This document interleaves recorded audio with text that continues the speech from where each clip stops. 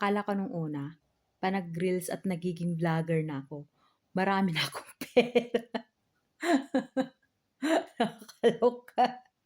Alam ko karamihan sa inyo naengganyo ng ganito. Hindi lang ako, imposible. Huwag niyong sabihing, ganun lang nag-e-enjoy ako, imposible. Kaya ang dami ko kayang nababasang comment na, "Ganito na kayo, bla bla bla, maghanap ng tapos nakita ko nga lagi silang nag-open ng dashboard nila tapos ano pa, pagod-pagod pa, hello reels.